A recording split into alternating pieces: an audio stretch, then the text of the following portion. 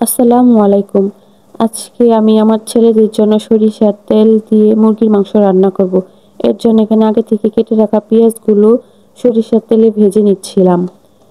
পেঁয়াজগুলো ভালোভাবে লালচে কালার করে ভেজে নিতে হবে, তাহলে মাংসের কালারটা অনেক সুন্দর হবে। এরপর আমি পরিমাণ মতো লবণ, হলুদ এবং মরিচের গুঁড়া এখানে দিয়ে ভালোভাবে মিক্স করে নেব। তারপর এখানে আদা বাটা, পেঁয়াজ রসুন বাটা, জিরা বাটা সব মশলা দিয়ে আমি ভালো করে একটু কষিয়ে নিয়েছি। এরপর আমি এখানে আগে থেকে কেটে রাখা গোস্ত দিয়ে দেব। তারপরে এখানে এগুলোকে নেড়ে চেড়ে সুন্দর করে আস্তে অল্প আঁচে ভাজতে থাকবো।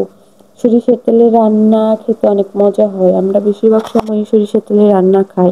আমার বাবুরা খেতে পছন্দ করে এবং ঠান্ডাও কম লাগে বাচ্চাদের।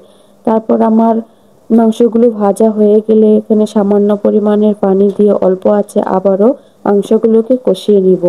মাংসগুলো যখনই ভালোভাবে কষানো হয়ে যাবে, এরপর আমি মাংসগুলোকে দমে দেওয়ার জন্য একটা ঢাকনা দিয়ে ঢেকে দেব কিছু সময়ের জন্য।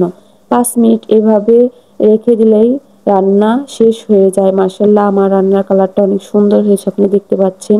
এদিকে আমার বাচ্চারা তো খাওয়ার জন্য ব্যাকুল হয়ে গেছে। আজকে নাকি তারা তাদের বাবার হাতে খাবার খাবে। এর জন্য বলছিল, মা আজকে তোমার হাতে খাবার খাবো না, প্রতিদিন তোমার হাতে খায়, আজকে আমাদেরকে আমার বাবা খাবার খাইয়ে দিবে।